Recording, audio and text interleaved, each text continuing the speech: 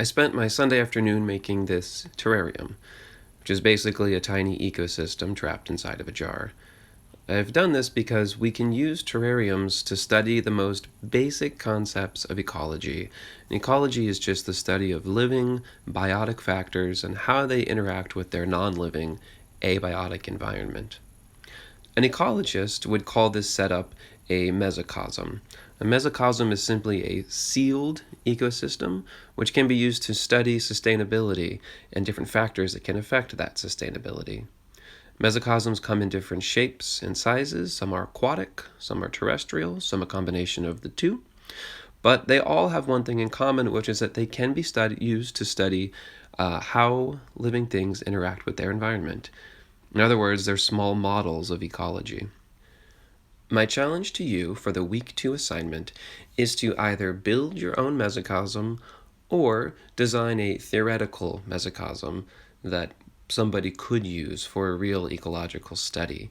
The details of this assignment are on Teams, but in the video, I just wanted to show you some examples. My 5-year-old built a very simple mesocosm in an old spaghetti jar. It's on the left here.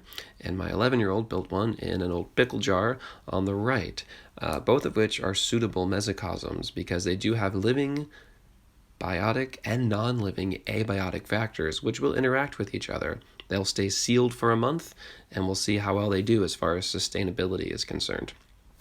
Now at your home, you can choose to either build one such as mine, or you can design a real mesocosm study with some research and some background. If you're going to build your own, you should note the following details about how to build a sustainable terrarium.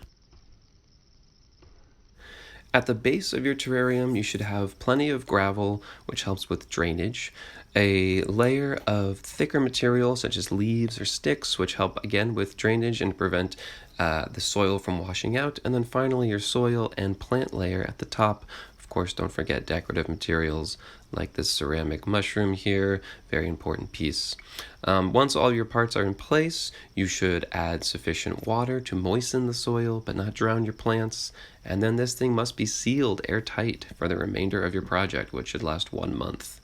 Please reach out to me on Teams or via email if you have any questions, and of course we have our class meetings. Please prepare questions for those meetings as well, and I'll talk to you soon. Have a good week.